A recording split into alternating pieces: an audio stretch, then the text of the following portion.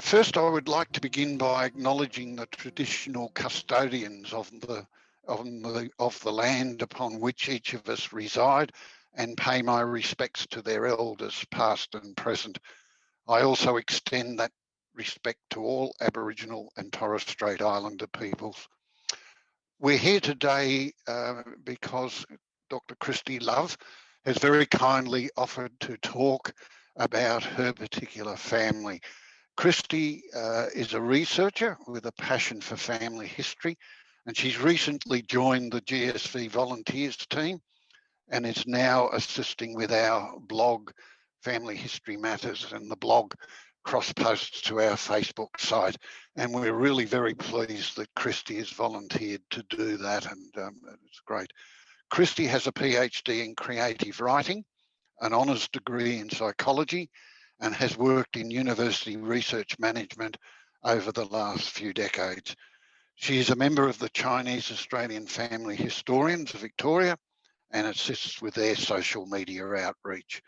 Kristy has also, as she will probably talk later in her talk, has recently launched a new business, which is entitled Family History Agency. So over to you, Kristy, and thank you very much for your talk, and we'll listen avidly. Thank you so much for that introduction, David.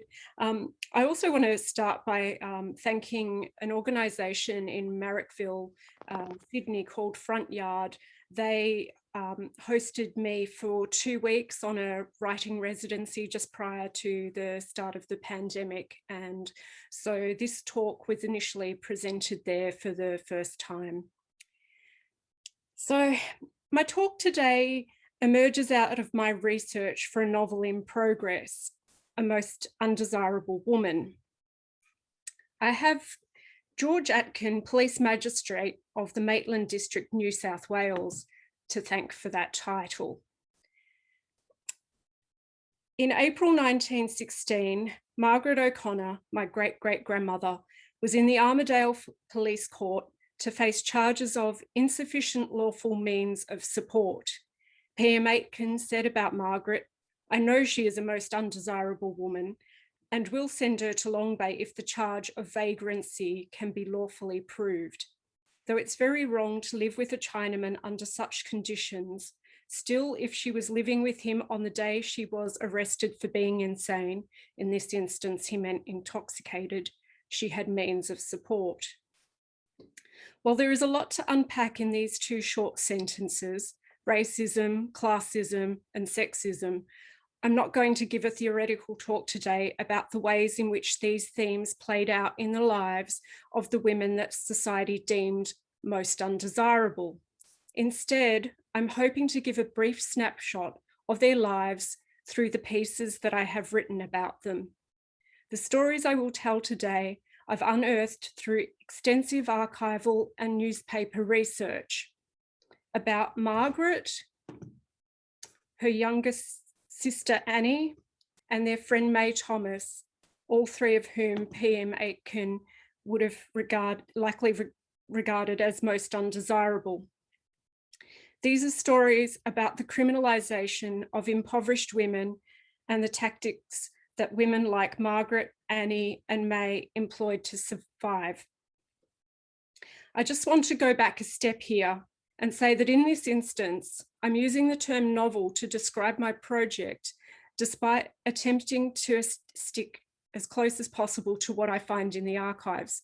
And the reason why I'm using that term novel rather than historical, it's historical fiction rather than, say, creative non-fiction, is that I'm using structures commonly employed in fiction to give a feminist framing to historical events.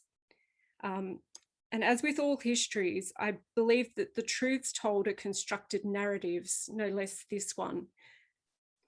So I've done this interesting, what I hope is an interesting thing in telling the tale, where there are gaps in the tale.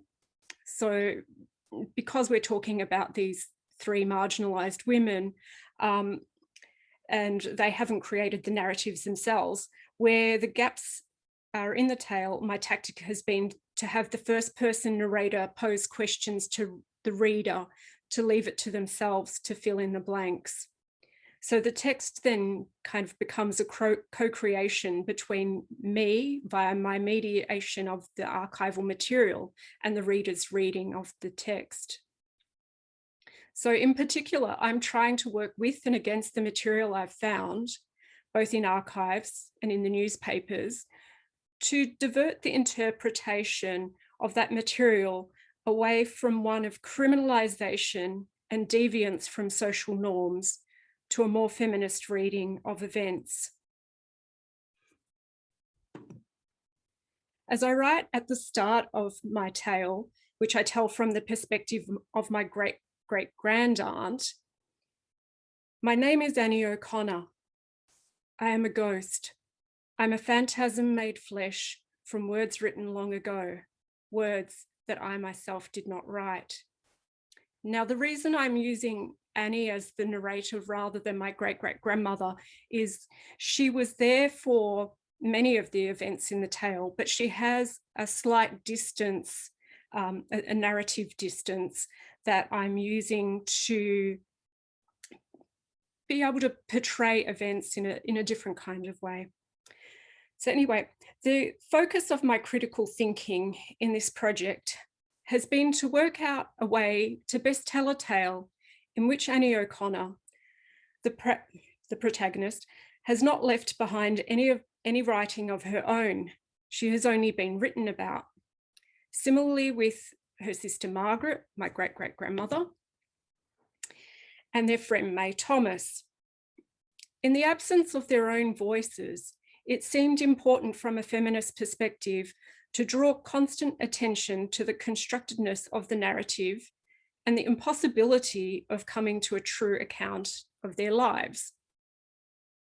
I'll now give a little background about Margaret, Annie and May.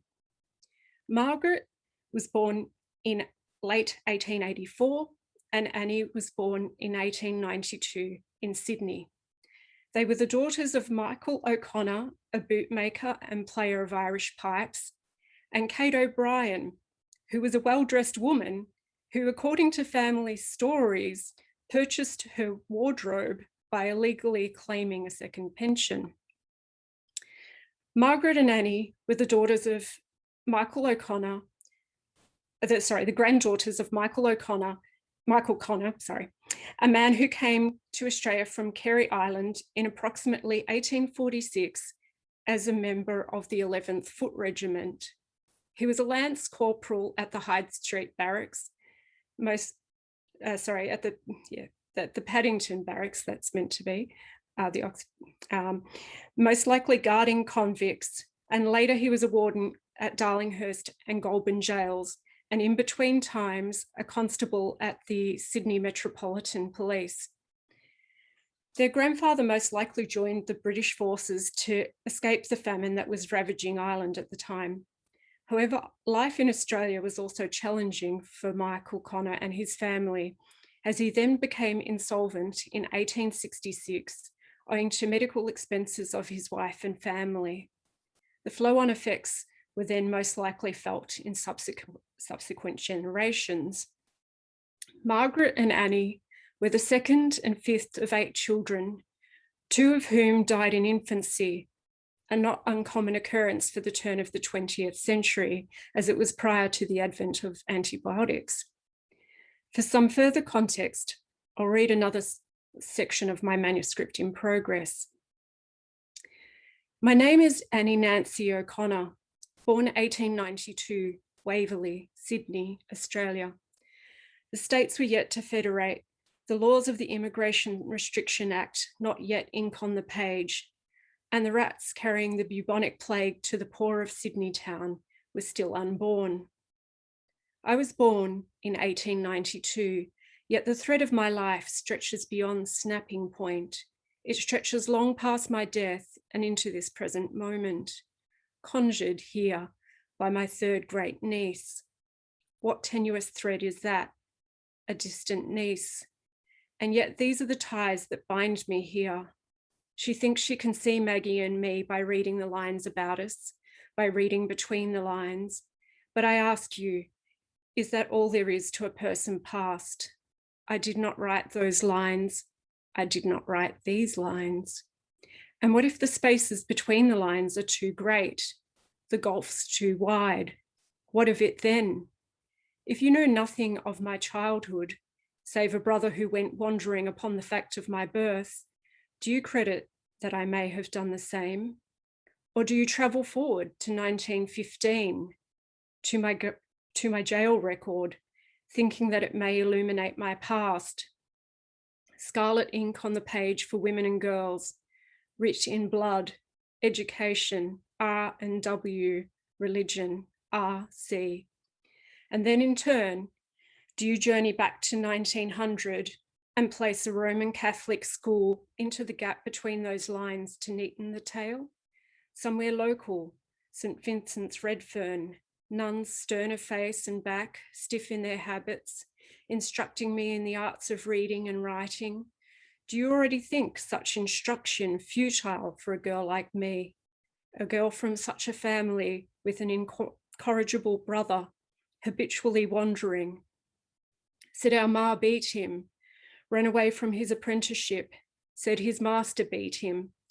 Life always beats you, so it's best to hit first, I say. Or is that what I say? Shall I stop reminding you that words are being placed in my mouth, razor sharp against my tongue? I can taste the crimson blood and smell it on the page, salty, metallic. Can you too? All I know of myself, all that I can tell about myself, is that of which you know about me. What became of me after 1935, I cannot tell. What is a ghost but stories that linger on? Since I wrote that piece, I actually have found out what became of Annie after 1935. It was thanks to meeting a cousin of mine, Deborah Rohde, who's here tonight. So I thank her for filling in some of those gaps for me. Annie actually passed away in 1966, which is quite remarkable considering she was born in 1892. Margaret herself, she passed away in late 1941, if I'm recalling correctly. And then we turn to May Thomas. She was a close friend of Annie's and Margaret. She had a similar upbringing. She was born in Waterloo in 1891, and so was a year younger than her pal Annie. She was the youngest of 6 girls, the first of whom died at the age of 3 before May was born. The main difference between May and the sisters Maggie and Annie was that by 1904, May's father had passed away. So back now to some history. In the period of Margaret's teenage years and Annie and May's childhood, anti-Chinese sentiments in Australia were running high. In 1901, the Immigration Restriction Act, also known as the White Australia Policy, which was designed primarily to restrict Chinese migration to Australia, that policy had become law.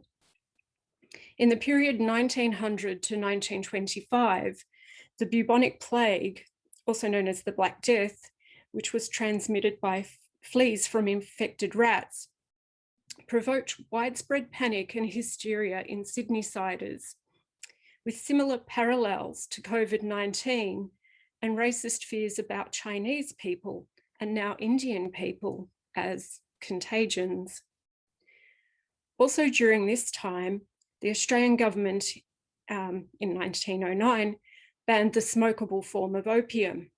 This particular law primarily targeted the Chinese community, for they were largely the group using this form of opium. Meanwhile, prohibitions on the importation of medications containing opium weren't in place till 1956. So I ask you to keep this context in mind for the next part of my manuscript. Again, Annie is the narrator. Imagine this. The year is 1913. I am 21, And the newspaper said, some time ago, when a clergyman working in Sydney slums stated that white girls were living with Chinese, the police and government officials denied the accuracy of the statement. Imagine this, May and me, looking for fun. Imagine this, May saying, come with me. So perhaps I followed her down to Wexford Street, down to Goulburn Street, down to Foveaux Street, down to Retreat Street, down to Botany Road, or any one of those places in Sydney where the rattle of dice, shuffle of mahjong tiles, and clanging voices with their fragments of strange language could be heard, where sharp spices and unfamiliar smells could be found. Imagine this, the day is hot, the room is filled with smoke. The room is a windowless box containing a box of a bed, a bench. Who is in want of clothes in such a room? Who is in want of skirts and vests and corsets and girdles and things? In such a room, May and me could be free of such things. In such a room, time was free to move as slowly and languidly as the soothing smoke that curled through our hair and into our lungs. Which men were with us? I cannot say, but May and me were curled there on our hard beds in our slow dreams. We held hands and flew beyond the dusty streets of Waterloo, beyond the cesspools and outhouses and the stink of shit, horse, dog, and human, beyond our hungering bellies, aching for a morsel of bread, a piece of warm mutton, aching for love, a tender hand, aching for a safe place to keep our heads. We flew out into the world beyond this world. Through drowsy eyes, I saw them come in, wearing their capes and caps, truncheons in hand, as if weapons would be needed on sleepy souls like us, scowling at us because we were half clad, scowling at us as they pulled us to our feet, threw our clothes at us and hauled us off and away and into the cells, dragged us back to the world of stink and shit and hunger. And the newspaper said, today, 2 young women named Annie O'Connor and May Powell, this particular paper did not even bother to get her name right. At that stage, May's surname was Heller, were before the Central Court charged with vagrancy. Both girls were taken out of a Chinaman's house in the city. O'Connor, it was stated, had been going from one Chinese to another. You and I know the multitudes they mean when they say a Chinaman's house. So few words are needed here. As for decades elsewhere, they have given their own strong emphasis to what they intend by those words. They have defined them so well, they need not say what they mean by them anymore. And you and I know what their intentions were when they called us girls instead of women. So obviously the pair were discussed in terms intended to scandalise a conservative white readership who were horrified by the idea of white women consorting with what was considered to be yellow men. It wasn't long after this that May was in the news again. I want to make a point here that newspaper reporting for that time period was quite different to the reporting that we are accustomed to now. Newspapers gave vivid descriptions of crimes and made heavy use of court records, in many cases quoting verbatim sections of witness depositions. The quotes in the following section may seem slightly stilted, but the majority have been taken from newspaper articles. All of the events in the article are also what was reported in the news of the day. But again, I'm using fiction just to provide a framework to the facts. Once more, imagine I'm speaking as Annie. Imagine this. The year is 1914. It is Thursday, 18th of June. A mere 25 days since the snap, crackle, pop of the fireworks of Empire Day. Elsewhere, the wheel of fate creaks closer to Archduke Ferdinand's final days and the chain of events that his murder will inspire. Here in Alexandria, my dear friend May, and a woman called Maggie are asleep in the tiny terrace house at 1 Buckland Street, rented by Arbo, a furniture polisher. Let us pretend, for the sake of this tale, and without any proof either way, that the woman, Maggie, is my sister. Where am I cannot say, but Gut J, a cabinet maker, and War Son, a cabinet maker's polisher, are both in this house too. All are asleep upstairs. It is 6 in the morning, an hour before sunrise. The home is still dark with night. There came a hard knocking at the door. Who's that? War Son called out. Me, said the voice at the door. I don't know me, said War Son. The voice shouted, I am police. If you don't open the door, I'll break it in. War Son shivered. He'd not been in trouble with the police before, but he knew they could not be trusted. He thought of the raids of previous years, of his countrymen arrested for playing fantan and for smoking opium. He lit a candle and opened the door. In walked Constables Lewis and Yelland, dressed in police caps and Macintoshes. What's up? Asked War Son. The one called Lewis pointed his torch across the room. An orb of light bounced and skidded across the cracks in the walls, yellowed with cooking grease, and the cobwebs in the corners, finally coming to rest on the broken banister which led to the upper rooms.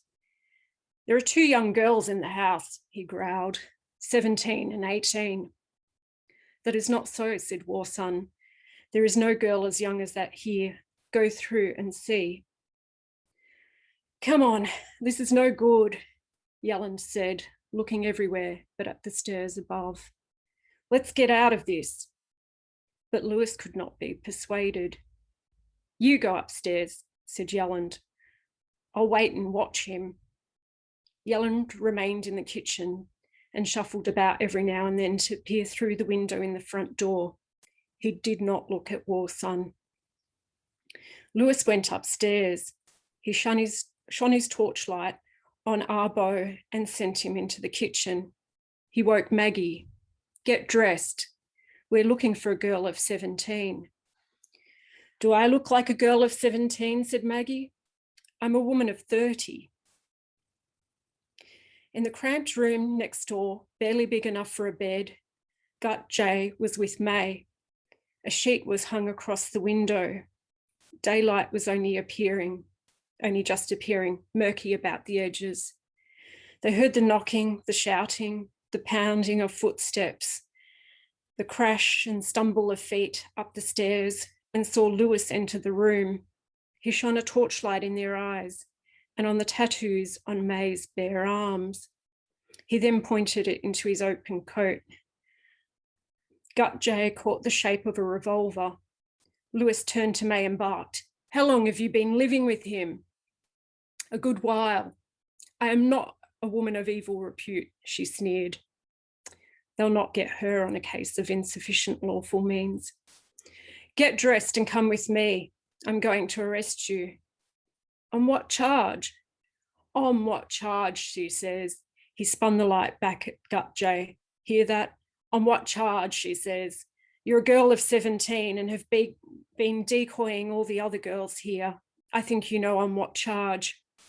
He leered at Gut and leant in close, his breath reeking of alcohol and tobacco and of a peculiar smell that all the European police seem to have. His eyes bloodshot. Give me £2 and you can keep her here. May flashed her steely blue eyes at Lewis. Be gone with you. I was 17 7 years ago. He has no money. He's a poor working man. She grabbed up a whistle from the bedside and blew long and hard on it. Lewis stumbled back downstairs, cursing and crashing into the walls as he went. There's a girl upstairs, he said to the men in the kitchen. If any of you know what's good for you, you'll put £2 on the table. He went over to Yelland and nudged him in the ribs, then turned back to the men. If you can't give me 2, give me 1. If you don't give me some money, I'll lock up the two girls. How much have you got? Yellen stood up straight. His eyes were blank, glassy, unseeing, wishing he had not missed his tram, wishing he had gone home instead.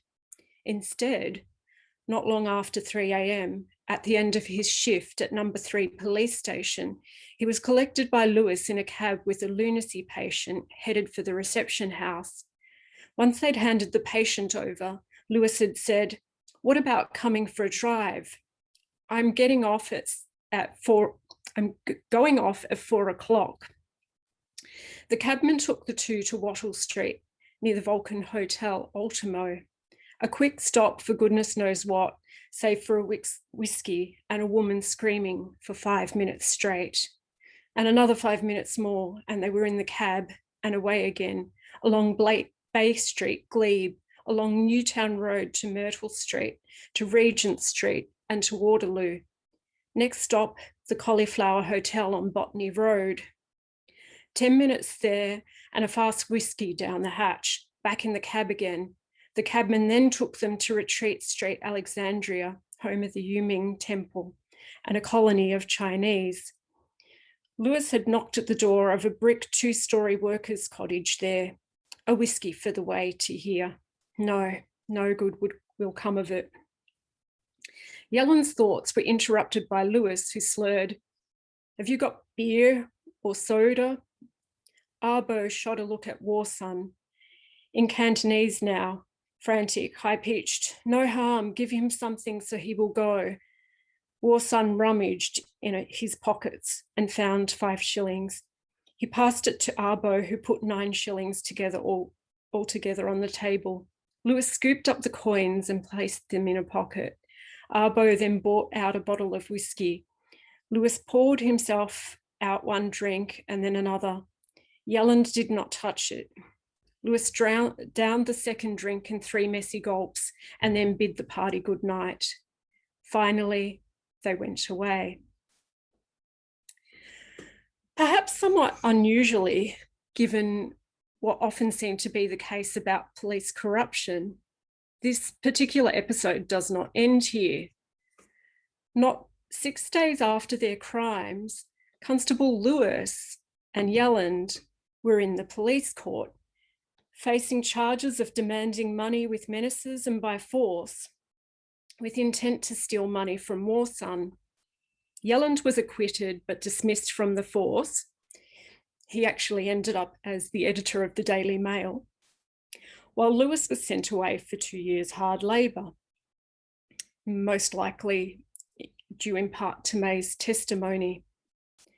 Unfortunately, I've not been able to obtain a copy of the deposition papers to determine whether or not the 30-year-old Maggie was my great-great-grandmother.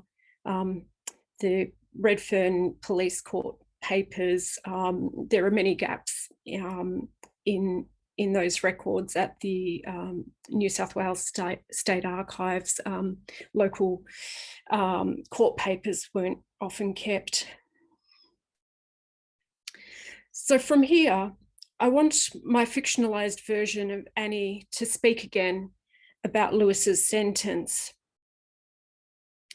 Remember this in the coming pages of my tale. Remember this when you begin to judge us for the lives we have lived.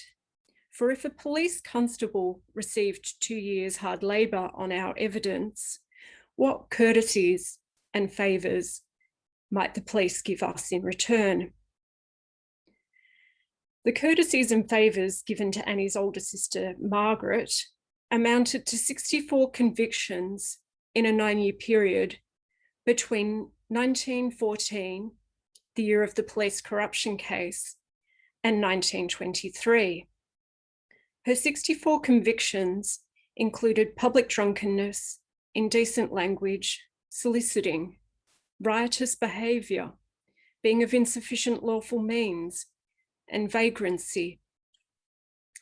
Both Annie and May recorded similar convictions, each of which resulted in either fines or jail time in lieu.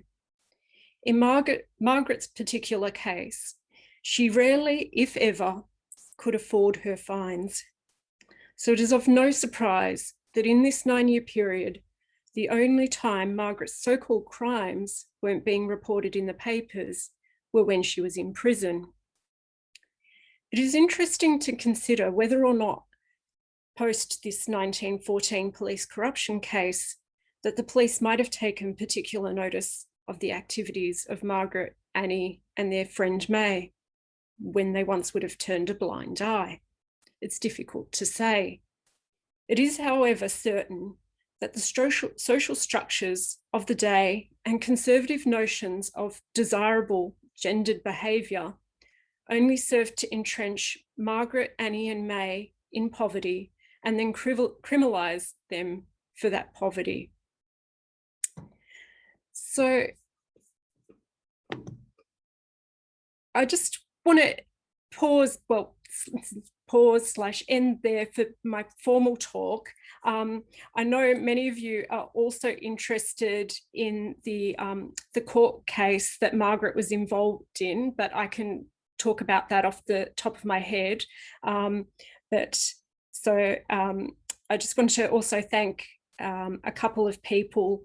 I wanted to thank my friend Meg Kopp for her graphic design wizardry on my logo, my logo and the door that you can see here.